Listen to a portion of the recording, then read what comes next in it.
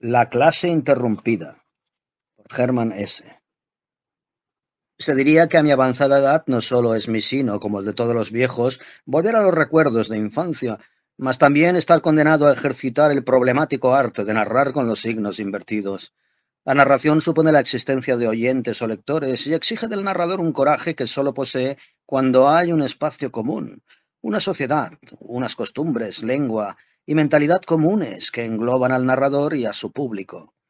Los modelos que admiré en mi niñez y que hoy sigo admirando y amando, sobre todo el relator de las historias de Seldwyla, me mantuvieron largo tiempo en la piadosa creencia de que esta copertenencia y comunión era algo innato y heredado en mí, de que también yo, puesto a contar historias, vivía en una patria común con los lectores, de que tañía el mismo instrumento musical y me servía del mismo sistema de notas perfectamente conocido y familiar para ellos. Por mis relatos desfilaba lo claro y lo oscuro, la alegría y la tristeza, la bondad y la maldad, acciones y pasiones, piedad e impiedad, sin una indiferencia tan neta y tajante como las narraciones de los libros escolares e infantiles. Había matices, había psicología, había sobre todo humor, pero de lo que no cabía dudar era de la comprensión por parte de los lectores y de la calidad narrativa de mis historias, que casi siempre discurrían muy clásicamente con su preparación, suspense y desenlace, con una sólida armazón argumentativa, y a mí y a mis lectores nos deleitaban casi tanto como al gran maestro de Seldwyla narrar y a su público leer sus narraciones.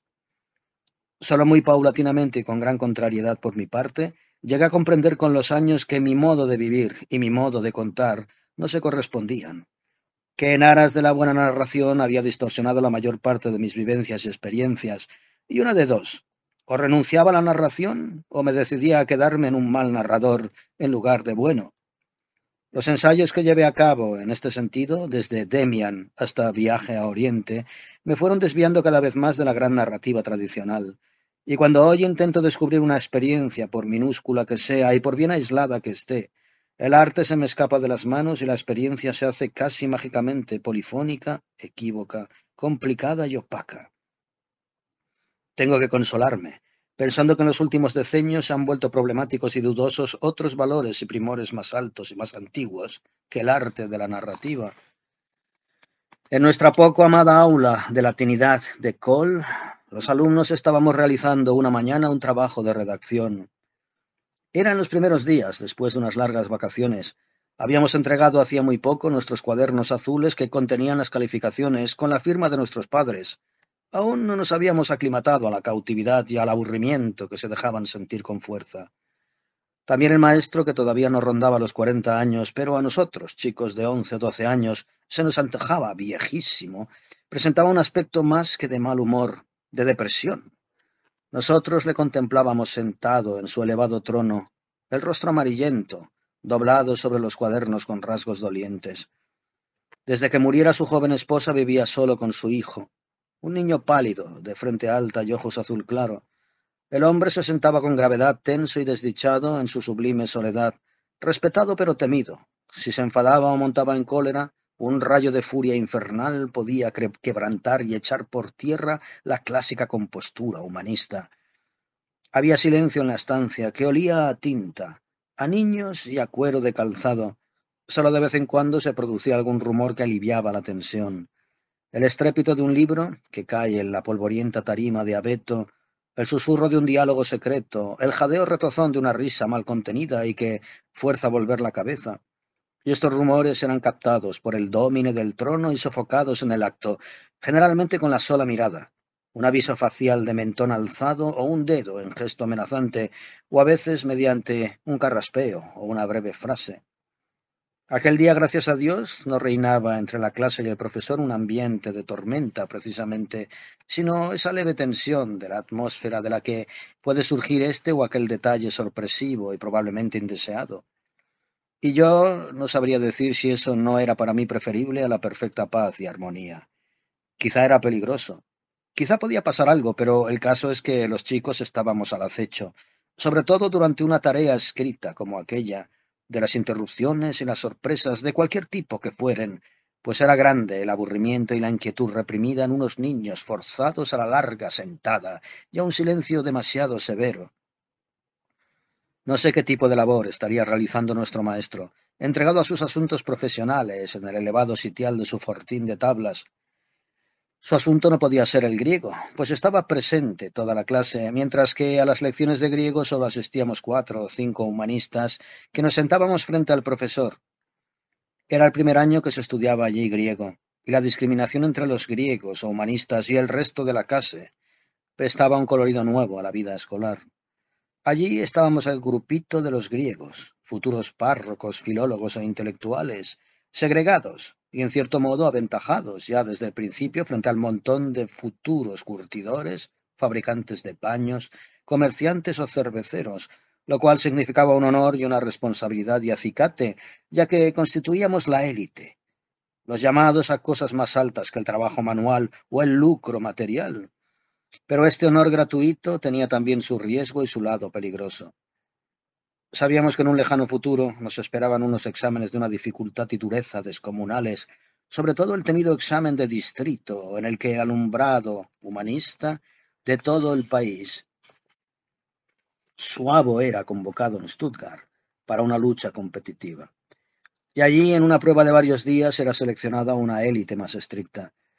De aquel examen dependía para la mayoría de los candidatos todo su porvenir, pues lo que no lograban pasar por esa estrecha puerta se veían forzados, salvo excepciones, a abandonar los estudios. Y desde que yo entré a formar parte de los humanistas, de los alumnos provisionalmente señalados para constituir la élite, me vino muchas veces la idea, probablemente por las conversaciones de mis hermanos mayores, de que para un humanista, para un llamado, pero por mucho tiempo aún no elegido, tenía que ser muy amargo el de poner su honroso título y pasar del estamento superior de la escuela a sentarse como uno más entre los otros, como uno de tantos. De modo que los escasos helenistas nos hallábamos desde el comienzo del año escolar en esta angosta senda de los honores, y ello nos colocaba en una nueva relación mucho más íntima y por tanto delicada con el profesor, porque él nos impartía las lecciones de griego, y nuestro grupito no se sentía ya dentro de una masa que podía oponer al poder del profesor la fuerza de su cantidad, sino que nos presentábamos en nuestra individualidad, débiles e inermes ante el hombre que al poco tiempo nos conocía a cada uno de nosotros mucho mejor que al resto de los compañeros de clase. Cierto que durante aquellas lecciones, muchas veces gratificantes, pero muchas más terriblemente angustiosas, nos daba lo mejor de sí mismo en el saber, en atención y solicitud, en ambición y amor, pero también lo máximo de su inestabilidad, desconfianza e hipersensibilidad. Nosotros éramos los selectos, sus futuros colegas, el puñado de los mejor dotados o más ambiciosos destinados a altas empresas, y nos dedicaba su atención y sus cuidados más plenamente que al resto de la clase, pero también esperaba de nosotros un plus de atención, aplicación y afición al estudio, y también un plus de comprensión para con su persona y su tarea.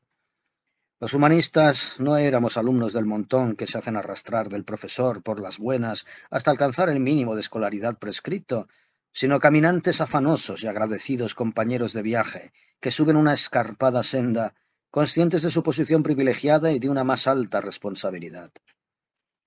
Él hubiera deseado contar con unos humanistas a los que tuviera que estar constantemente sofrenando en su ambición y hambre de saber, unos alumnos que recogieran hasta los más mínimos bocados de la mesa del espíritu y los transformaran inmediatamente en nuevas energías espirituales. Yo no sé hasta qué punto uno u otro de los helenistas estaban dispuestos a secundar este ideal, pero supongo que les pasaría igual que a mí. Extraerían de su conducción humanista una cierta ambición y un cierto orgullo de casta, lo vivirían como algo superior y exquisito, y este orgullo derivaría en los momentos mejores en un cierto sentido de la responsabilidad. Al fin y al cabo, no dejábamos de ser escolares de 11 o 12 años, y de momento apenas diferentes de nuestros condiscípulos no humanistas, y ninguno de nosotros, orgullosos helenistas, habría vacilado un segundo a la hora de elegir entre una tarde libre y una lección extra de griego, sino que optaría encantado por la tarde de fiesta. Sí, sin duda alguna. Y sin embargo, nuestra alma joven no dejaba de ser sensible a otra vertiente, a lo que el profesor esperaba y exigía de nosotros con tanto anhelo, y muchas veces con tanta impaciencia. Por mi parte no me sentía más inteligente que los demás, ni más maduro de lo que correspondía a mi edad, y con mucho menor aliciente que el paraíso de una tarde libre podía despegarme de la gramática griega de Koch y de mi conciencia de humanista. Mas, no obstante, a ratos y en ciertas zonas de mi ser había un viajero camino de Oriente y un inspirado de las musas, y me preparaba en mi inconsciente para ser miembro e historiógrafo de todas las academias platónicas. A veces, ante el sonido de una palabra griega o al dibujar letras griegas en mi cuaderno supervisado por las ásperas correcciones del profesor, sentía el hechizo de una patria y un parentesco espiritual, y estaba dispuesto, sin reservas y sin necesidad de alicientes adicionales, a seguir la llamada del espíritu y dejarme guiar del maestro. Y así, en el fondo de nuestro vano sentimiento de élite y de nuestra efectiva promoción, de nuestro aislamiento y nuestro desamparo frente al tantas veces temido mandamás de la clase, había un rayo de luz auténtica, un atisbo de auténtica vocación, un soplo de auténtica sublimación. Cierto que en algunos momentos durante aquellas clases matinales tristes y aburridas, concluida desde hacía rato mi labor de redacción, espiaba los pequeños rumores del recinto y los lejanos y alegres sonidos del exterior del espacio libre, el batir de alas de unas palomas, el canto de un gallo o el chasquido del látigo de un carretero, y entonces tenía la impresión de que los buenos espíritus jamás se habían aposentado en aquella baja aula. Únicamente se adivinaba un atisbo de nobleza, un rayo de espíritu sobre el rostro algo cansino y preocupado del profesor, a quien secretamente observaba con una mezcla de simpatía y mala conciencia, siempre sobre aviso para desviar a tiempo mi mirada de la suya, algo altiva. Sin idea de hacerlo y sin intención de ningún género, me dediqué a mirar. Me concentré en la tarea de incorporar a mi álbum de imágenes aquel rostro de profesor nada bello, pero tampoco innoble, y aquel rostro sigue grabado en mí cuando han transcurrido más de 60 años. El ralo tupé sobre la lívida frente angulosa, los párpados algo marchitos y cejas poco pobladas, la cara magra, entre amarillenta y pálida, con la boca extremadamente expresiva, que sabía articular con tanta claridad y sonreír entre resignado y burlón, y el enérgico y rasurado mentón.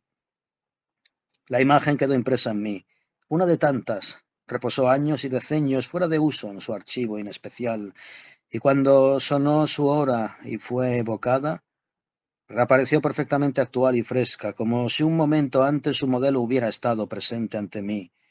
Y mientras yo, observando al hombre de la cátedra, recibía en mí sus rasgos dolientes y cruzados de patetismo, pero controlados por el trabajo espiritual y la educación, y se transformaban en imagen perdurable, la triste estancia no era tan triste, ni la clase, aparentemente vacía y aburrida, era vacía ni aburrida.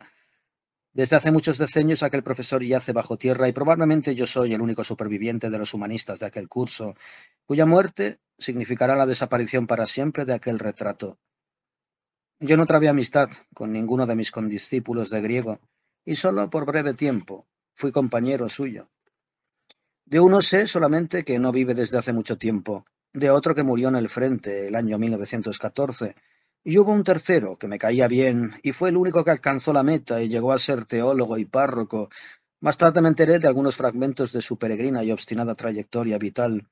Prefería el ocio al trabajo y tenía un sentido innato para los pequeños goces de los sentidos de estudiante. Sus cofrades le llamaban materia. Permaneció célibe. Llegó a ser párroco rural. Viajó mucho. Fue acusado de permanente negligencia en su ministerio. Se hizo jubilar en plena juventud y salud y entabló largos procesos contra la autoridad eclesiástica con motivo del derecho a la pensión. Comenzó a padecer aburrimiento.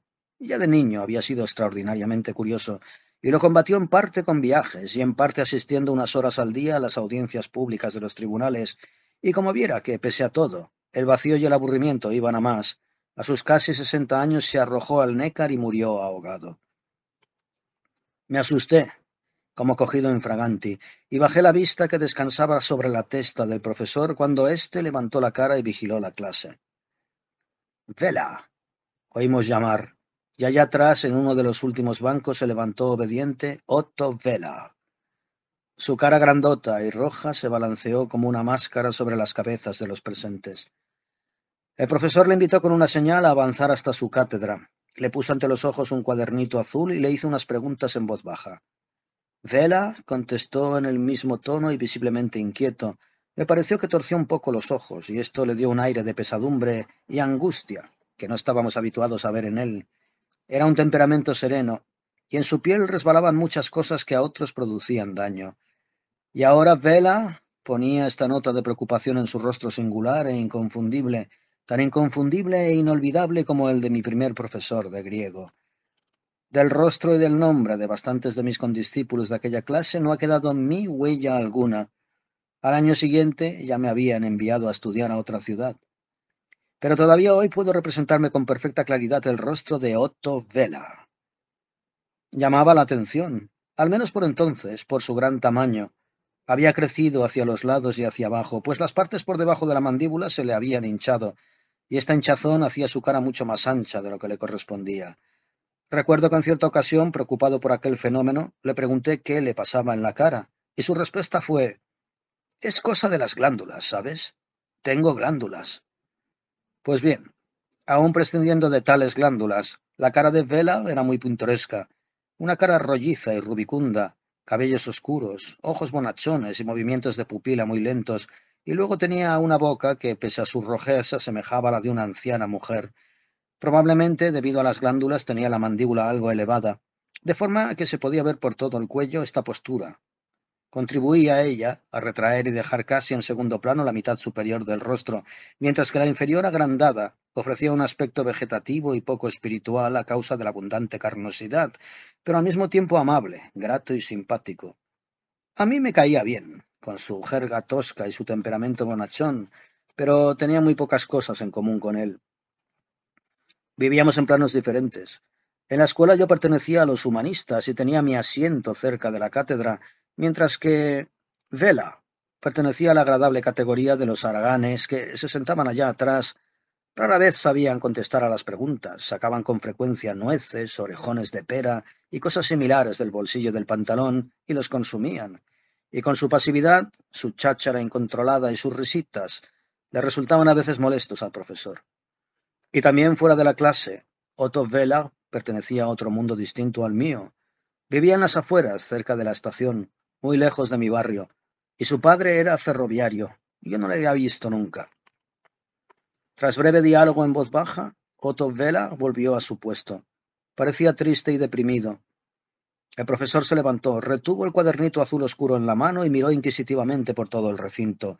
Su mirada se detuvo en mi persona.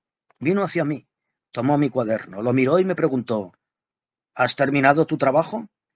Y al contestarle afirmativamente me hizo una señal para que le siguiera. Se fue hacia la puerta con gran sorpresa mía, me hizo salir con él y volvió a encerrar. «Vas a hacerme un encargo». Y me entregó el cuaderno azul. «Este es el cuaderno de calificaciones de Vela. Tómalo y se lo llevas a sus padres. Les preguntas de mi parte si la firma que figura al pie de las notas es de su padre». Volví a entrar en el aula para recoger mi gorra de la percha de madera. Metí el cuaderno en el bolsillo y me puse en camino.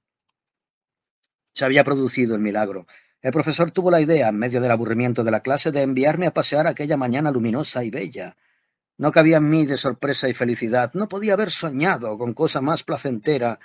Bajé a saltos los 2 tramos de escaleras con sus espaciados peldaños de pino. Percibí en una de las aulas la voz monótona del profesor dictando. Atravesé la puerta y descendí brincando por los escalones planos de piedra arenisca para salir a pasear, agradecido y feliz, en la hermosa mañana que un momento antes se me antojaba tan inacabable y vacía. Allí, al aire libre, no lo era. Allí no había ni rastro de monotonía o de tensiones internas que en el aula mataban toda expansión vital y hacían las clases tan tremendamente largas.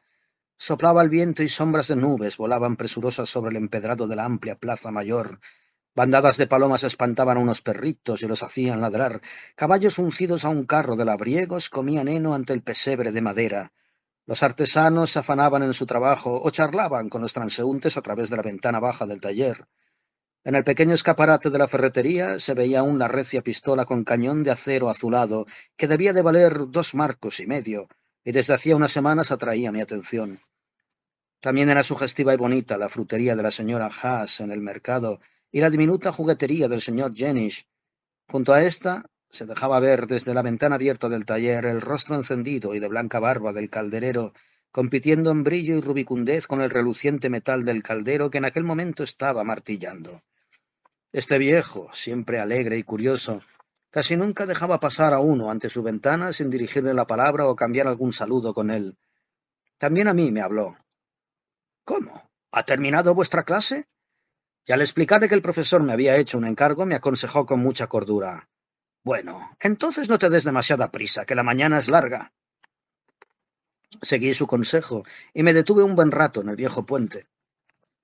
Apoyado en el prétil, miré al agua que se deslizaba mansamente y descubrí allá en el fondo, casi tocándolo, unas percas pequeñas que parecían dormidas e inmóviles, pero en realidad se intercambiaban sus puestos en forma apenas perceptible. Tenían las bocas vueltas hacia abajo, como rastreando el suelo, y al recobrar la posición horizontal, pude distinguir el claroscuro de las estrías a la espalda.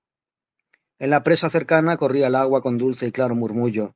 Más abajo en la isla, bandadas de patos armaban la algarabía, pero a aquella distancia su graznar llegaba apagado y monótono, y dejaba al igual que la corriente del río en la presa ese embriagante regusto de eternidad en el que uno puede sumergirse, adormecerse y cobijarse, como ocurre también con el repiqueteo de la lluvia nocturna en verano y con la densa y lenta caída de los copos de nieve.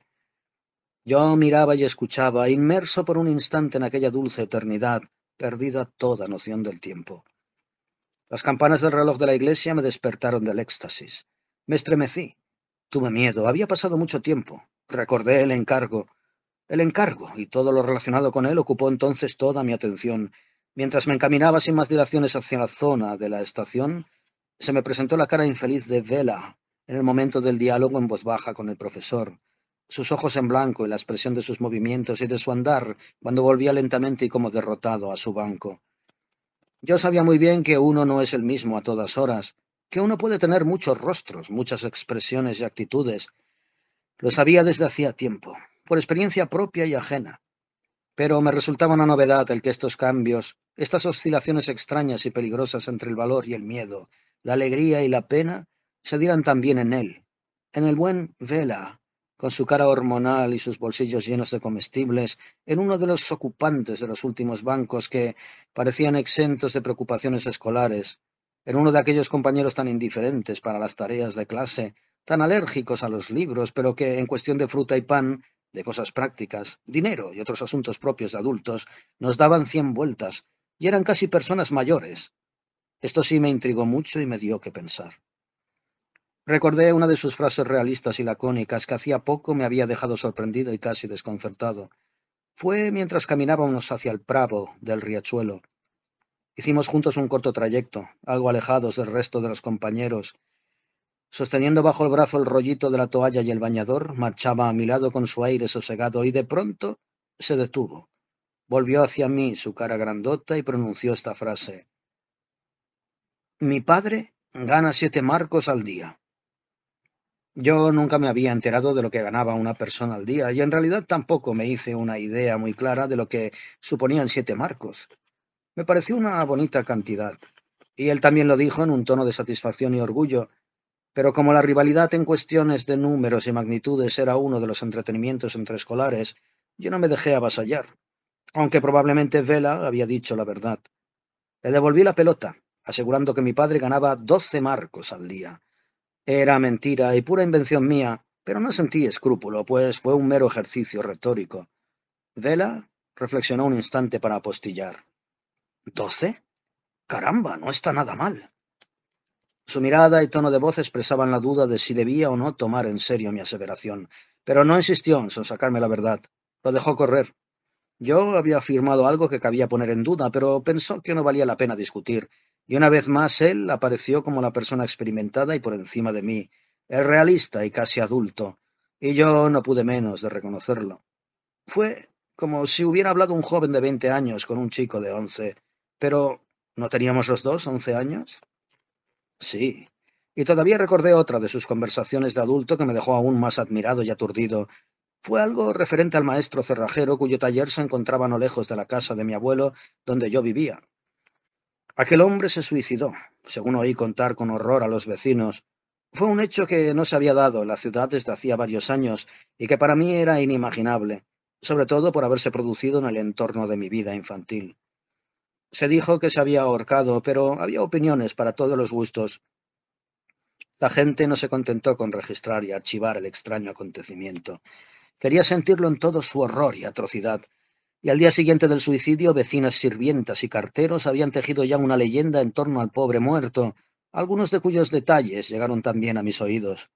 Pero otro día tropecé en la calle con Vela, cuando yo miraba atemorizado hacia la casa del cerrajero cuyo taller se hallaba cerrado y silencioso, y me preguntó si quería saber cómo aquél se había suicidado. Entonces me explicó amablemente y con todas las apariencias de estar perfectamente enterado. Como era cerrajero, no quiso utilizar una cuerda y se colgó de un alambre. Tomó el alambre, clavos, martillo y tenazas y salió camino del estanque, llegando casi hasta el molino del bosque. Allí sujetó el alambre entre dos árboles, e incluso cortó con las tenazas los cabos sobrantes y luego se colgó del alambre. Pero cuando uno se ahorca, generalmente se echa el lazo debajo del cuello y entonces queda con la lengua fuera. Esto hace muy feo, y él no quiso quedar así. ¿Qué hizo? No se colgó del cuello, sino de la mandíbula, y por eso no le salió la lengua fuera, pero su cara quedó amoratada. Y este Vela, que también sabía andar por el mundo y se preocupaba tan poco de la escuela, se sentía ahora gravemente preocupado. Había surgido la duda de si la firma de su padre bajo las últimas calificaciones era auténtica, y como Vela parecía tan deprimido y al volver a su puesto en la clase ofrecía una expresión tan abatida, cabía suponer que aquella duda era fundada, y entonces pasaba a ser una sospecha o una acusación. Otto Vela había intentado falsificar la firma de su padre. Solo en aquel momento, al despertar del breve éxtasis de gozo y libertad y recobrar mi capacidad de reflexión, empecé a comprender aquella mirada afligida y extraviada de mi compañero y a presumir que se trataba de un asunto feo y desagradable, y lamenté haber sido elegido para dar un paseo durante la hora de clase. La alegre mañana, con su viento y sus sombras de nubes presurosas y el maravilloso mundo que había recorrido mi paseo, cambiaron de signo. Mi contento se iba apagando más y más, reemplazado por ideas tristes y desagradables sobre Vela y su aventura. Pese a mi desconocimiento del mundo y mi inexperiencia al lado de Vela, sabía bien, y lo sabía por relatos piadosos y moralizantes destinados a jóvenes, que el falsificar una firma era algo punible, algo delictivo, una de las etapas del camino que lleva al pecador a la prisión y al cadalso. Y sin embargo, nuestro discípulo Otto Vela era una persona a la que yo quería, un chico bueno y simpático que no podía considerar como un indeseable y destinado a la horca. Daría cualquier cosa para que la firma resultase auténtica y la sospecha un error, pero ¿no había visto su cara de preocupación y de terror?